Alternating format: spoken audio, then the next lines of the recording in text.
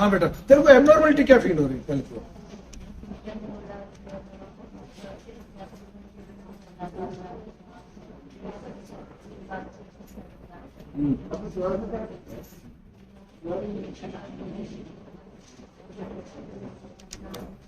Suit में भी ठीक है। हाँ,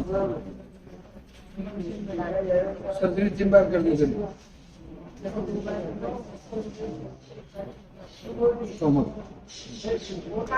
क्या क्या निकाल दिया उन्होंने? ट्यूमर हो गया था 10 साल पहले हुआ था।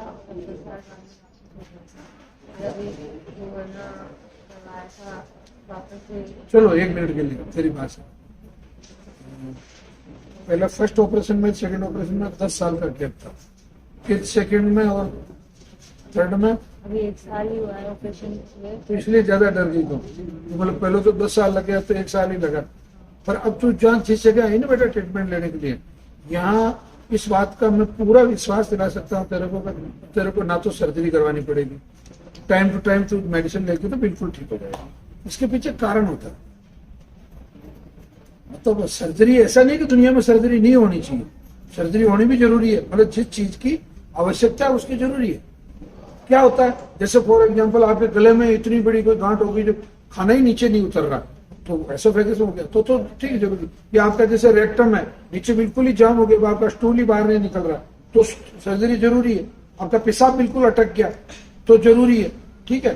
परंतु जो रूटीन वर्क है आपके, उसमें सर्जरी जरूरी नहीं है। एक दूसरी बात है कि आप लोग जल्दी ठीक होते हो, इस बात का आप सब लोग ख्याल करना। पेशेंट की जो उम्र होती है ना, वो उसके कैंसर को ठीक करने में सबसे इंपॉर्टेंट रोल होता है उसकी एज का। अब जैसे ये लड़की है और वो माता जी है, इनके और इनके दोनों के सेम केस में भी अगर दोनों को एक तरह का कैंसर भी हो तो ये लड़की ठीक 6 महीने में ठीक हो जाएगी और उनको लगेंगे कम से कम 12 महीने। इसके पीछे कारण क्या है?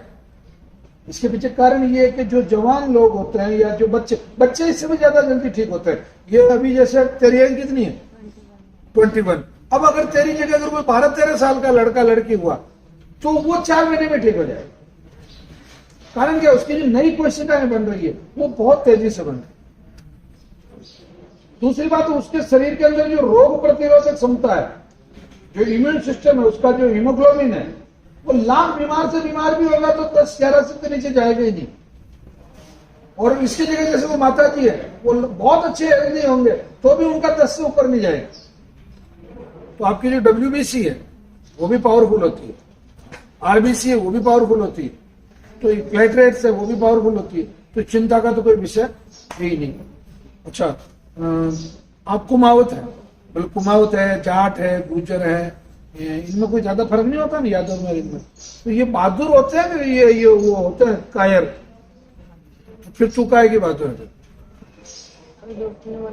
डॉक्टर ने तो, मैं बोल रहा हूँ तेरे को, तू अभी 10 सेकंड बाद मर जाएगी, ठीक है? ये हो गए तेरे 10 सेकंड नहीं मेरी। तो डॉक्टर के बोलने से क्या होता है भाई? डॉक्टर ये कहने वाला कौन होता है कि आप इससे मर जाओगे? डॉक्टर ने ये कहा मर जाओगे? डॉक्टर ने बोला कि वापस से टिश्यू ऊपर की तरफ डेवलप होने लगता है इधर, और पहले तो हमेशा अब इधर होने लगे तो 8 साल मैंने निकाल दिया। तो मेरा यूट्यूब चैनल देखा तो ना? हाँ, इंस्टाग्राम पे। नहीं, इंस्टाग्राम तो छोटा सा है, चैनल पे गई कि नहीं गई? उस पर जाते तो ठीक है ना। उसमें आपके कैंसर का नाम बताया डॉक्टर ने आपको? ये बताया? क्यों भाई? पूछती रहे उससे, ये देख तेरा गला कंप्लीट है, ये कंप्लीट है, ये क्या कैसा तेरे? सही है? रिजल्ट कहाँ का आएगा आज? हाँ, ये काम आप लोगों को घर पे जाके करना है। मैं आपके सामने ये कोई प्रदर्शन नहीं कर रहा हूँ, ये ट्रेनिंग है आप लोगों का, एक ट्रेनिंग प्रोग्राम है। इससे इसको तो फायदा ये हो रहा है कि ये मेंटली मजबूत हो रही है, पर आप सब लोगों को भी जाके ये काम घर पे जाके करना। किसके साथ? अपने पेशेंट के साथ। या मैं तो कहता हूं अगर आप बीमार यहाँ आ गए और घर वाले डरे हुए तो घर वालों को जाके आपको कंप्लीट कर। 1 मिनट इधर आओ, इधर। नहीं, शेर आते हैं मेरे पास, चिड़ियाओं का, गायों का काम नहीं करते। बैठो। ये बंदा आपको सामान्य आदमी दिख रहा है कि नहीं दिख रहा है? सामान्य आदमी दिख रहा है? बेटा ये आपको कैसे दिख रहा है? सामान्य दिख रहा है? आप कल्पना कर सकते हैं कि ये आदमी माउथ कैंसर, जो कि सबसे खतरनाक कैंसर होता है, मुंह का कैंसर, उस माउथ कैंसर को इन्होंने हराया। इस दुनिया में सबसे अगर डेंजरस कोई, हाँ आप बताओ जी इनको वास्तव में।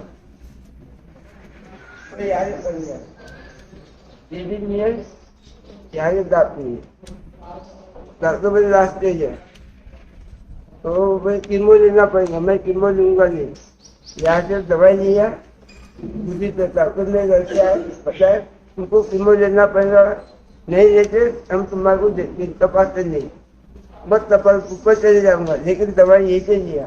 यही दवाई के ऊपर मेरे भगवान ने सब बना के देता था, मैं करा उसमें काम नहीं देता। मेरे को बीमारी है, ये टेंशन में नहीं लिया, काम भी करना जरूरी करूंगा। बीमारी है कैसे बताना भी नहीं, अब तुम काम करो, दवाई भी चालू रखो, परहेज करो, सबसे बढ़िया परहेज करना जरूरी है। बस इन्होंने 3 महीने बताया, मुझे 14 महीने करना नहीं था, इतना ही। नाम क्या आपका? मुझे पोखरे पोखरे, पोखरे बोखले, आडनाम पोखले तुमसे? पोखरे पोखरे तीनों के लिए अच्छा बोखले, बोखले। महाराष्ट्र में कौन से हो आप लोग? नागपुर। नागपुर। तो आपके बच्चे कितने हैं? मेरे को 2 बच्चे 2 लड़के। तो बच्चों ने नहीं बोला क्या तुम ये कहाँ चूर्ण ले रहे हो, तुम हॉस्पिटल चलो? और तो लेकिन उसने अच्छा आम पाव नहीं रहा, ना बोले हाँ। तो फांसी पे चल गया। मैंने दवा हाँ हाँ। अच्छा अभी आप पेशेंट को किसको लेके आए? भैया को लाया। अच्छा तो आप लोग ऐसे पेशेंटों की सेवा करते हैं वहाँ? बच्चे इससे आनंद आता है मन में? हाँ, मैं सब मेरे साथ जो भी आता है उनको सभी को पता था, आपसे अगर खा लेना उसकी जगह दे तो भेज तो यहाँ। नहीं अच्छा अब उसको पहले परहेज करो तो जाओ, नहीं मत जाओ, 100% आराम मिल जाएगा। नहीं अच्छी बात। अच्छा परहेज करना मुश्किल है क्या? पर जब बहुत ही जरूरी है। नहीं जरूरी तो है, पर इसमें ऐसा है कि आदमी अगर परहेज करेगा तो कमजोर हो जाएगा? ये कमजोर नहीं होता, उसको भैया का दूध हल्के जाके लेना जरूरी है। कभी भूख लगती है, कमजोरी आती है तो दूध लेना, और जो लिख देता है वो भी जरूरी है खाना। अब इस बात पर चर्चा करें ना, आपको क्या लगा इस व्यक्ति, मतलब आदमी को ठीक होने के लिए कोई 2 कुंटल का वजन होना जरूरी है क्या? एक बात, आदमी का बहुत पढ़ा लिखा जरूरी है क्या? आदमी को अंग्रेजी आना जरूरी है क्या? सिर्फ हौसला चाहिए आदमी को। और माउथ कैंसर तो मैं कह रहा हूं, हकीकत कह रहा हूं, अगर मेरे से ईमानदारी से कहलवाए तो मैं कह रहा हूं वैसे तो कैंसर होने ही नहीं चाहिए किसी को, परंतु अगर मुझे भगवान कह दे, परमात्मा अगर आके मुझे कह दे तो भैया तुझे एक कैंसर तो लेना ही पड़ेगा, बोल, तो मैं सबसे पहले कहूंगा मुझे आप ब्लड कैंसर करो, क्योंकि ब्लड कैंसर 9 महीने में ठीक हो जाता है आराम से, कोई तकलीफ भी नहीं, और न तकलीफ देता है, कोई समस्या नहीं। फिर कहेगा नहीं ब्लड तो नहीं देंगे, फिर सेकंड ले लो, तो मैं कह दूंगा मुझे प्रोस्टेट कैंसर कर दो, कोई फर्क नहीं पड़ेगा, प्रोस्टेट कैंसर आराम से आप 6 महीने में रिकवरी कर सकते हो। फिर कहेगा नहीं और कुछ करना है, तो मैं कहूंगा मुझे बड़ी आंत या छोटी आंत का कैंसर दे दो, वो भी 9-10 महीने में ठीक हो जाए। कहने का मेरा मतलब है लास्ट में अगर कोई कह देगा तुम्हें माउथ कैंसर दूंगा मैं या रेक्टम कैंसर दूंगा, तो मैं भगवान को ये कह दूंगा कि या तो मेरे को तू पहले मार दो, मुझे रेक्टम कैंसर और माउथ कैंसर तो नहीं चाहिए, क्योंकि आदमी उसमें इतना तकलीफ आता है और उसकी रिकवरी स्लो होती है। आज मैं ईमानदारी से बात कर रहा हूं आप लोगों से, हमारे यहाँ ब्लड कैंसर में 95% से लगा के 97% तक लोग ठीक हो जाते हैं। ये कोलोन कैंसर जितना भी है पेट का, जो तेरे को पर्टिकुलर पता, ये कैंसर हमारे यहाँ 70-72% ठीक हो जाता है। लंग कैंसर आराम से 70-75% ठीक हो जाता है, पर माउथ कैंसर पे आज भी हम 25% पे अटके हुए। रेक्टम कैंसर में आज भी हम 26-27% पे अटके हुए।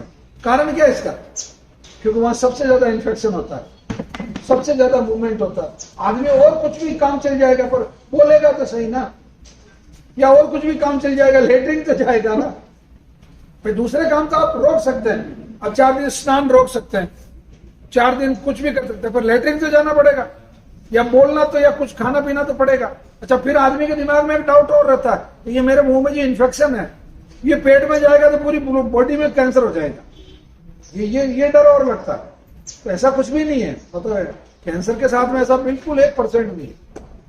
मतलब कैंसर छूत की बीमारी नहीं है, या कैंसर सेल्स अगर आपकी मान लो बॉडी में अगर मुंह के थ्रू अगर चली गई अंदर, तो आमा से क्या करेगा, वो क्या सोया हुआ थोड़ी है, वो उसी से मैं फैसला करेगा कि ये चीज मेरे काम की है, ये चीज काम की नहीं, इसको आउट करो, तो वो तो वापस नीचे से होके निकल जाएगी। तो ये भी कभी दिमाग में नहीं रखना है। सभी पेशेंट लोग जितने भी पेट के रोगी है पेशेंट या माउथ के हैं, उनको कभी ये दिमाग में डाउट नहीं लेना है कि ये मेरा जो कैंसर है वो अंदर और ज्यादा स्प्रेड हो जाएगा। मतलब कैंसर से कैंसर हो जाएगा ऐसा नहीं होता, बिल्कुल नहीं होता, कभी ख्याल में नहीं लाने।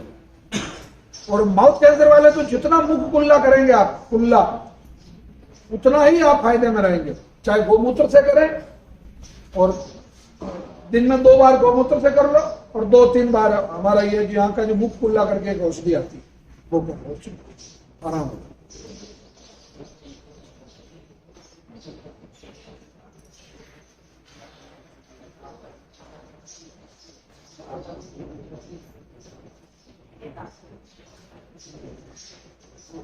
तेरा नॉर्मल कैंसर है, रेयर केसेस थोड़ी है, ये तो बहुत सारे लोगों को होता है।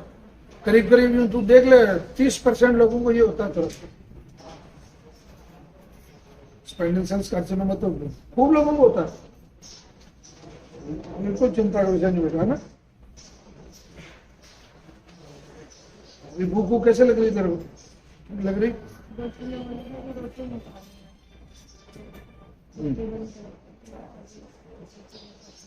लिक्विड पे रहती है।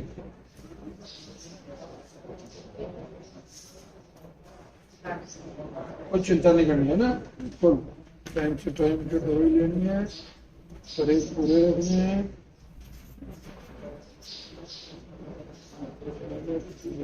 ये देख इतना शानदार तो हीमोग्लोबिन है तेरा, और क्या चाहिए।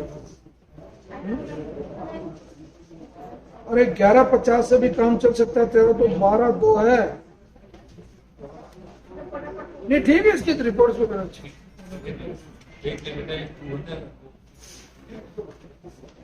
है ना। अब तेरा कोई एक डाउट हो पाँव की स्वेलिंग नहीं जाती है, पाँव की स्वेलिंग आ जाती है, और वो पेट जैसे जैसे हाथ हुआ था, वो सर्जरी की वजह से। सोजिश क्यों आती है जो समझा दो, एक्चुअली होता ये स्वेलिंग क्यों आती है अपने शरीर में, इसको समझ लें आप लोग। किसी भी व्यक्ति के शरीर में, पैरों में, चेहरे पे, हाथ पे, पेट पे, ललाट पे, जहां भी सोजिश आती है, सोजिश आने का जो कारण है वो रिटेंशन है। रिटेंशन का मतलब होता है किसी चीज को रोकना। अब इसको बहुत सरल तरीके से मैं समझाऊं आपको, आप ये जो अपन तराई वराई करता है या पौधों को पानी देते हैं, तो पाइप होती है ना, उस पाइप के ऊपर आप लास्ट में जहां से पानी निकल रहा है वहां आप पैर रख दो, उसको दबाओ, तो पाइप पीछे से फूलेगी। ठीक है, एक इतनी सी फूल गई, फिर आपने पानी जाने दिया, अगली बार आप जब पैर रखोगे वो उतनी तो ऑलरेडी फूली हुई है।